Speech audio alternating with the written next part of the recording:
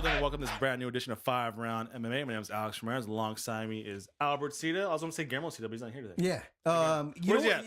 Where's your brother at? Where's your brother at? Well, he's in Florida, having a vacation. But the other thing I was thinking, our 5 Round MMA is just like WWE. No days off. The show must keep on going regardless if we have a superstar or not. Or if somebody dies. Or if someone dies, wherever. And a freak accident. The show will continue. No days off. So on this week, we got a lot to talk about. Not the return of Benson Henderson, but more like the second coming of Benson Henderson. Yeah. He's a big Bible guy, and so I think it's only resurrection of Benson Henderson. But before we start, I want to thank our fine line of sponsors. First off, with Rock and Green Eco Cleaning and Fitting Products, 5 Rounds Clothing Line, and of course the RMA Foundation, Redemption Martial Arts. So before we start talking about Benson Henderson now, but I want to play a game with you called Mr. Matchmaker. Want to play? Yeah, I'm pretty good at this game actually. You are, because you're very critical and sometimes I feel like I should go and just send my tapes to UFC and probably get Joe Silva's job, because I do it better. Mr. Matchmaker, just a little bit. All right, so the purpose of this game, I'm going to run off 5 recently named matchups by the UFC, and I want to see if you like them, love them, or don't care about it. So the first one, your boy Ovid St. Pierre is going to go up against Patrick Cummins on April 18th, UFC on Fox. Ovid St. Pierre, OSP 17-6, going against Patrick Cummins, who's 7-1. Is probably most famous for losing to Daniel Cormier, but hey, as long as he's in the UFC, right? So do you love it? Do you hate it? Do you not care about this matchup? I love it, and I know you're in a freaking make fun of me again, like always, but Pat Cummins, the more he wins, the more DC stocks. Like I don't think he needs. I know DC doesn't need the vindication anymore to say that he's a top guy, but I just like the fact that as Patrick Cummins gets stronger, it actually raises DC's stock. I think this is a perfect matchup. Ovid St. Pierre needs a resurgence, and I think Patrick Cummins is still on the rise up. So this is kind of like a lower tier top 10 battle for the light heavyweight division? I think this is for a crack at the top 10. Top 10. Second one, your favorite division, flyweight. The champion Demetrius Johnson is going to go up against Koji Horiguchi, April 25th, UFC 186.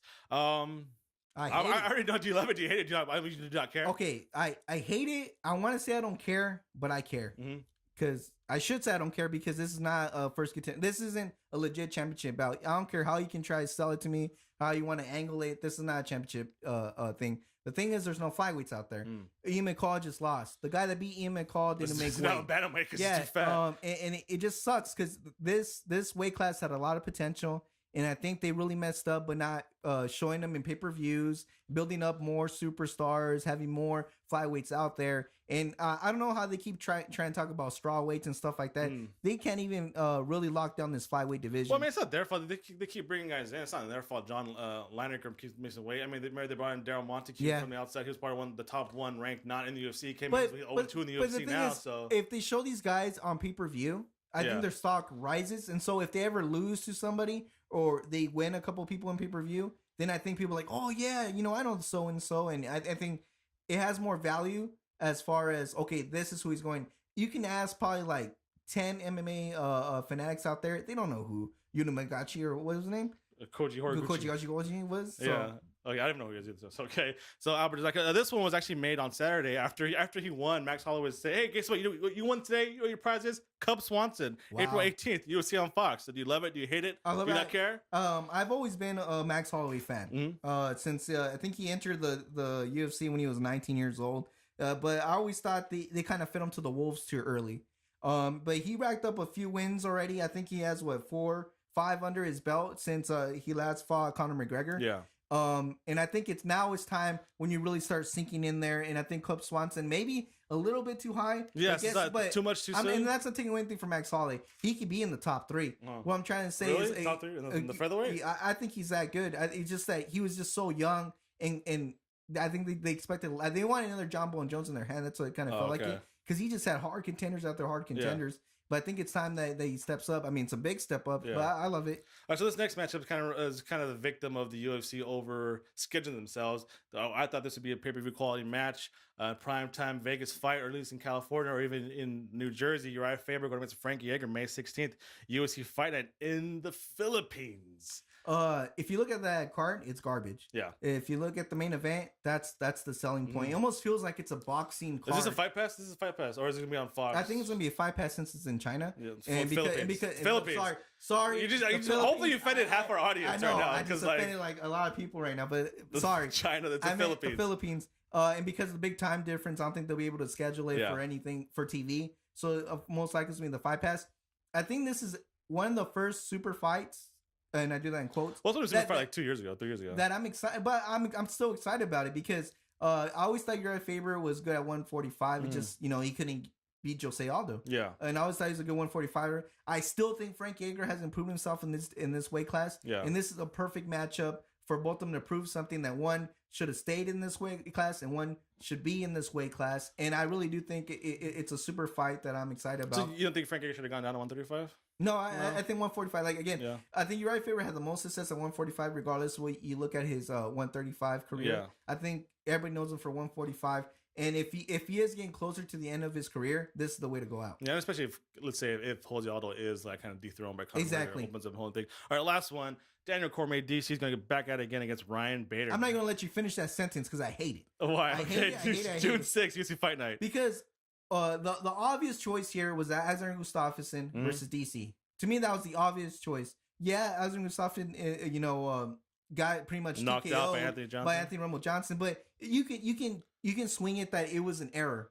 It was not necessarily that Anthony Rumble Johnson is the better fighter. I don't get you're taking away credit from Anthony Johnson. No, but I'm not trying to. But what I'm trying to say is like, I think if you do that fight 10 times, Azar Gustafsson has a couple wins in there. Okay, well, 2 out of 8. But with that said, though, he's still a contender. Yeah. And I think you kind of downplayed that we're still trying to figure out a guy that's going to be John Bones Jones and not just trying to give John Bones Jones new competition. True. And that's what I feel they're trying to do. They just want to give a new name to John Jones rather than the best person to John Jones. And I think the best way to do it would have been Azar Gustafsson versus DC. Yeah. I think Ryan Bader. So what you're saying is Ryan Bader's have a chance? Even though he just got a huge win against Phil Davis, it was a snore fest. And I think he still needs to get a couple more wins before he gets a top 5 opponent. You've been saying that about Ryan Bader for like 3 years now. He needs a couple more wins. I think ever since he won the Ultimate Fighter.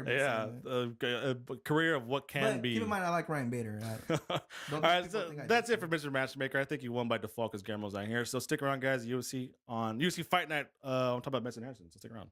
Please visit FiveRoundMMA.com on our social media on Twitter, Facebook, and Instagram. FiveRoundMMA.com. Welcome back, UFC Fight Night. Henderson versus Thatch from Colorado. Wait, is it Thatch or Thatcher? Because I know there's not the ER in there, but I could have sworn I heard some of the commenters say Thatcher. I'm not too sure. Let's go just Thatch. Okay. How about that? Is now I'm over. not an English major, guys. Well, I think that English is like just proper speaking, pronunciation of words.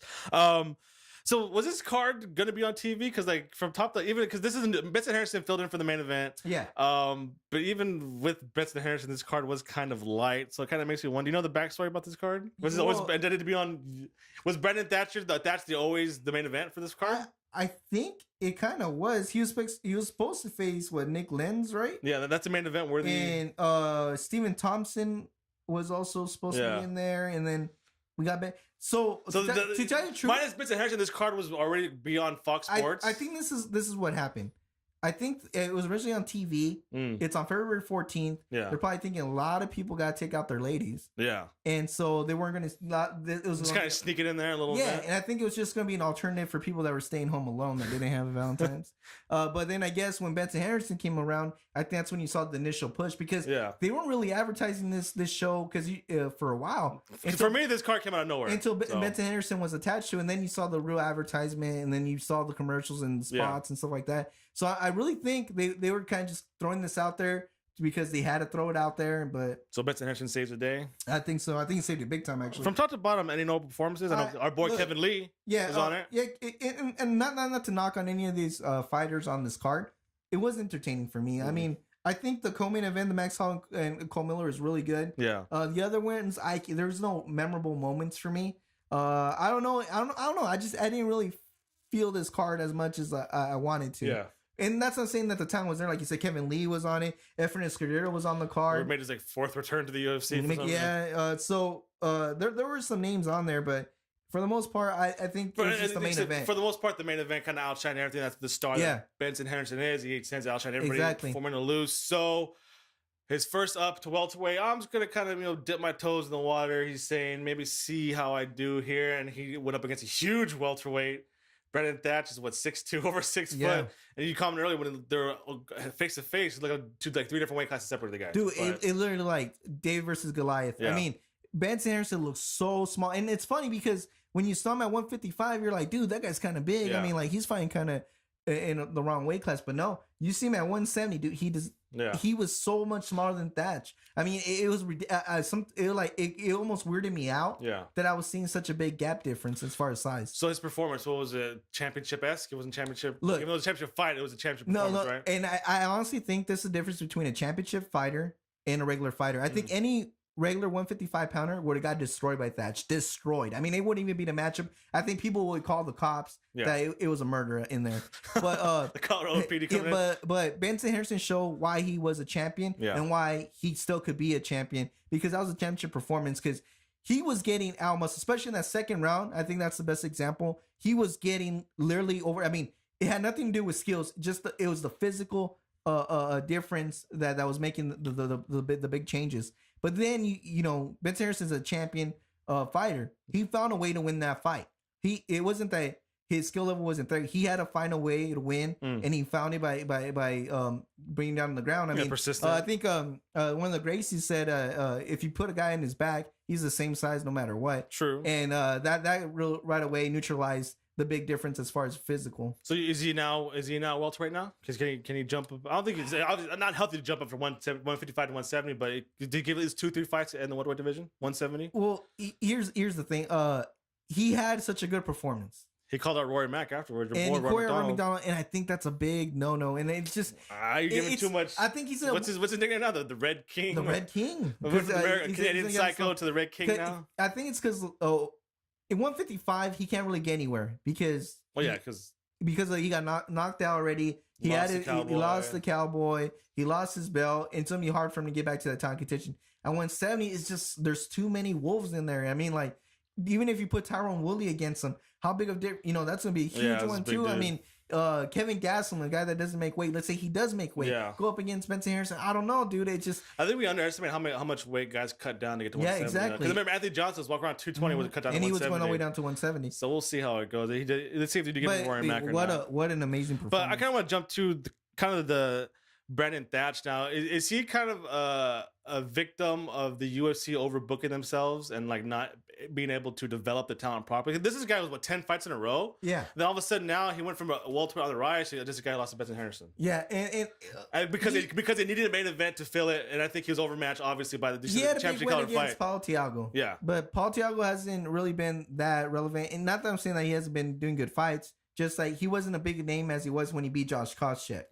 And I think the name alone, Paul Thiago, when he beat him, I think people kind of jumped on it a little bit too early. And he was more of a guy that you do have to develop. He's not that old either. He's only 29, so he's about to get to his peak. So I think they could have done a couple more easy fights. But keep in mind too that they kind of did give him someone in his level. It just so happened that Benson Henderson was the one to step up. He's fell victim to these overbookings in the UFC, right? So he's a perfect case of them overbooking, especially. I think a week between each fight now. 2 weeks. Yeah, well, there's one next Sunday, which we won't talk about because the main event is Bigfoot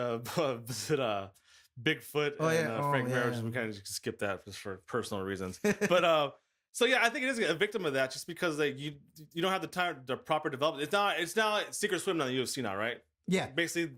You want to be a prospect, you got to go down to the other leagues, right? And then they'll just snatch you up. So which is kind of a shame. But then again, every fight should be important in the Ultimate Fighting Championship, correct? Yeah, I think Benson Henderson said it the best after his win. He said, even if it's your amateur fight or championship fight, every fight matters, doesn't matter. And that's true. I mean, every win you get, the longer you can stay in the UFC. Yeah, so we'll see how Brandon Thatch bounces back and see if and I like the way he was performing. I really thought he had a good performance. I think he can be a lot of the top welterweights. It's just so happened that that night he was facing a champion, Benson Henderson, that had the willpower of a monster. Yeah, so we'll see what's next for Benson Henderson, if the Red King or the King of the Sea. I really hope they don't give him the Red King. The Red King? Yeah, it's the Red King. The Mark Echo model. Mark Echo went under, so I don't think he's the Mark Echo. The Red King, Rory McDonald. I would want to see that fight. So I think that is it for today. Unless you got anything else you want to say. No, that's it. I just want to thank everybody for listening. We had a couple of new engineers, Joel Barragon, Steven Razo. Well, no, Steven Razo's been here. Well, Steven Razo has been here. He's a cement audio guy. If you guys are wondering why our audio was so horrible the last couple of shows, it's because the great Razo wasn't there to help us out. I like that, the great Razo. Yeah, and Arabic chic or something. I am the great Razo. I think I have to admit 18 oil refineries. I did the sound the last 2 shows, so if you trolls going to troll on me, it was my fault. It wasn't Razo. It wasn't Razo Records. Yeah. I don't want to stain the name at all. Which is why we didn't credit him at the end of the show, because he was exactly. That's why if you listen to our shows, watch who I think at the end. They'll kind of tell you how the show really played out. But thanks everybody for listening. Until next week, make sure to follow us on Twitter and Instagram at FiveRoundMMA. Like us on Facebook, subscribe to us on iTunes, YouTube, and Podomatic. And a big thank you to all of our sponsors: Rockin' Green, eco-friendly cleaning products, 5 Rounds Clothing, and the RMA Foundation. Visit RedemptionMartialArts.com to join the movement to stop bullying. Albert,